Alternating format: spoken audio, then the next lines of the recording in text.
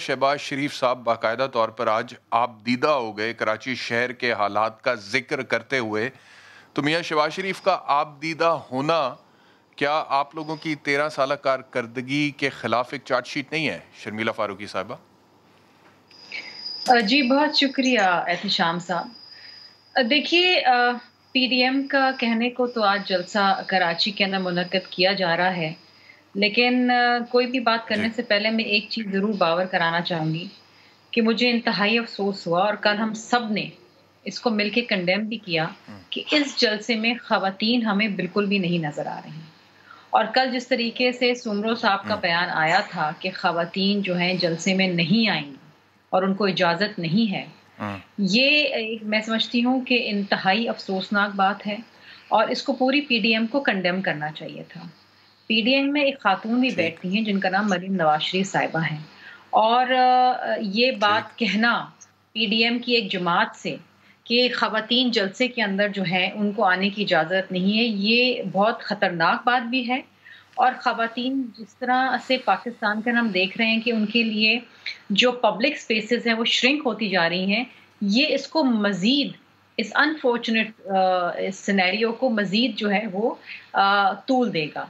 तो ये एक और अभी इस वक़्त हम देख ठीक। रहे हैं जो मनाज़िर टेलीविज़न के ऊपर आ रहे हैं कि ख़वातीन की कुर्सियाँ खाली हैं। ये इन तमाम लोगों को जिस वक़्त पीडीएम के अंदर मौजूद हैं, उनको ये देखना चाहिए कि ये किस किस्म के पाकिस्तान की तरफ जा रहे हैं और ये किस किस्म के मुकालमे और फ़तवे और इंस्ट्रक्शन ख़वातीन को दे रहे हैं। ये इंतहाई अफ़सोसनाक है।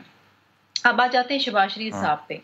देखिए, मुझे नहीं पता कि वो आप दीदा क्यों हुए? आप दीदा इसलिए हुए कि वो सिंध जो है कई सालों बाद आए हैं। मुझे याद है कि जब वो उनके भाई वज़ीर-ए-आज़म थे और शहबाज शरीफ साहब जो है वज़ीर आला पंजाब थे, जब भी वो रुख नहीं करते थे सिंध का, कराची नहीं आते थे। इसलिए भी आप दीदा हो सकते हैं क्योंकि उनकी सिंध असेंबली में कोई एक भी नशिस्त नहीं है, एक भी एमएनए उनका कराची से नहीं है। आप दीदा होने के बहुत सारे वजूहात हो सकते हैं। बहुत सारे घरों में वो गए हैं जहाँ पर वो ताज़ियत के लिए गए हैं।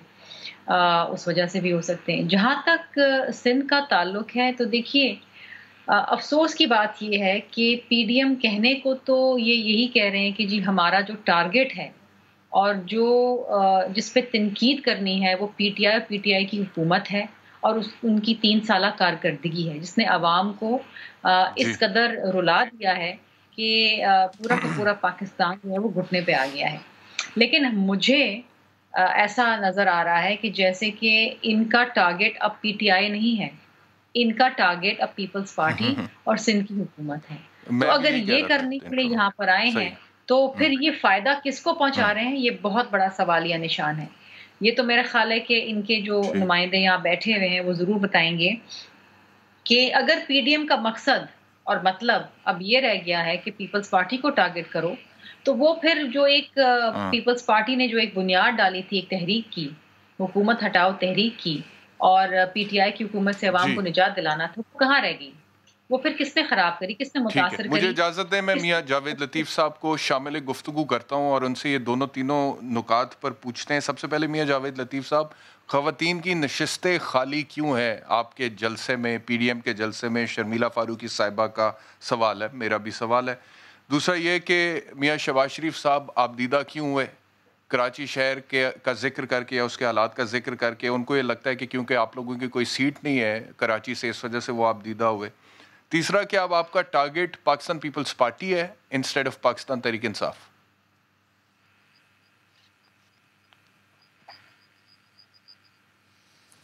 देखें एहतशाम, जो पीपल्स पार्टी की खातून तशरीफ़ फरमा हैं इस प्रोग्राम में, मैं इनका कोई जी। जवाब दिए बगैर सिर्फ इतना कहूँगा कि आपने अपने इंट्रो में जो बात की थी ना कि पीडीएम का स्लोगन है इस्तेहकाम, पाकिस्तान का रियासत का इस्तेहकाम।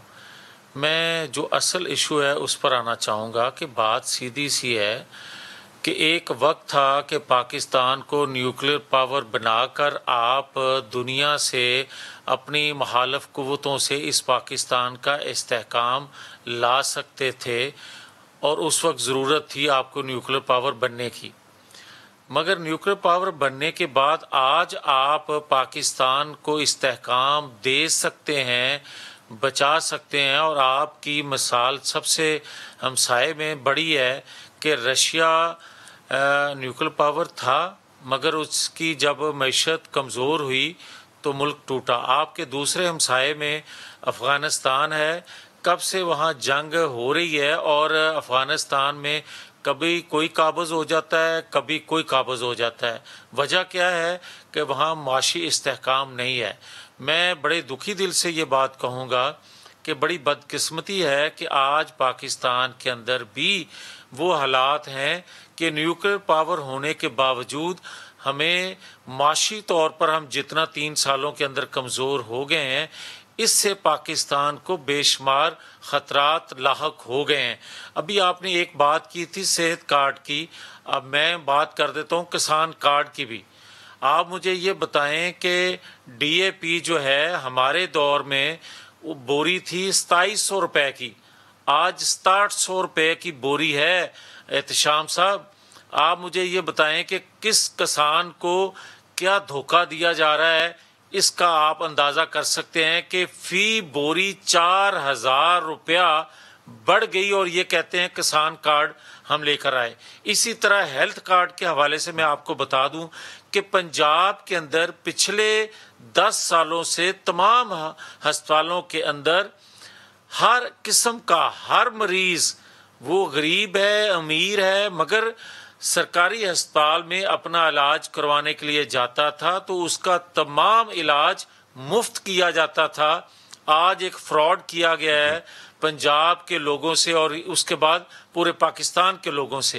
آپ چند ہاتھوں میں مان بھی لوں ہیلتھ کارڈ آپ دے دیں تو آپ شہوپرا خالی ایک ضلع کی جو آبادی ہے وہ لاکھوں میں ہے، اور آپ چند لاکھ کارڈ تقسیم کر بھی دیں ضلع شہوپرا میں تو باقی جو 30 35 40 لاکھ کی آبادی ہے اس کا کیا گناہ ہے کہ بھائی ان کے پاس ہیلتھ کارڈ نہیں ہوگا تو مہنگی ترین میڈیسن اپنے پیاروں کے لیے وہ خریدنے کی سکت نہیں رکھتا، اور اس کے سامنے اس کے پیارے جو ہیں بغیر علاج کے مر جاتے ہیں، تو آپ ہیلتھ کارڈ کدھر لے کے جائیں گے؟ ٹھیک ہے میاں صاحب، چلیں یہ تو حکومت کے خلاف جو آپ کی چارج شیٹ ہے وہ آپ نے کہی ہے ہم حکومتی نمائندے سے پوچھیں گے ان کی ٹرن پہ، لیکن میاں صاحب یہ جو 2-3 سوال آپ سے پوچھے تھے ان کے اوپر بھی اگر آپ جواب دے دیں تو بہت ہی اچھا ہو جائے گا۔ خواتین کے حوالے سے کیا کنٹروورسی جنریٹ ہوئی آپ کے درمیان اور جے یو آئی ایف کے درمیان؟ کیوں انہوں نے کہہ دیا کہ خواتین شرکت نہیں کریں گی، اور مریم نواز صاحبہ بذات خود ایک خاتون ہے اور آپ سب کو لیڈ کرتی ہیں، تو کیا آپ لوگوں نے اس کے اوپر پھر کیا جواب دیا ان لوگوں کو؟ جی دیکھیں جو میرے علم میں تو یہ بات نہیں ہے، مگر جو بی بی کہہ رہی ہیں اگر ایسا ہوا ہے تو یہ مناسب نہیں ہے۔ میں اب بھی یہ کہوں گا کہ پی ڈی ایم کے پلیٹ فارم پر بے شمار نہیں تو کم از کم 7-8 جماعتیں تو موجود ہیں جے یو آئی کے علاوہ بھی، تو ہم تو کسی طور پر اس چیز کو مناسب نہیں سمجھتے، مگر ہر جماعت کا اپنا ایک نظریہ ہے، یہ کوئی انتخابی الائنس نہیں ہے، یہ کوئی امرج نہیں ہوئی جماعتیں۔ اگر ان کے پلیٹ فارم سے یہ بات کی گئی ہے تو اس کا جواب وہ دے سکتے ہیں، مگر پی ڈی ایم کے پلیٹ فارم سے ہم کسی کو نہ روک سکتے ہیں، نہ روکنا چاہیں گے، بلکہ ہم تو سب کو دعوت دیں گے۔ دوسری ایک بات جو ابھی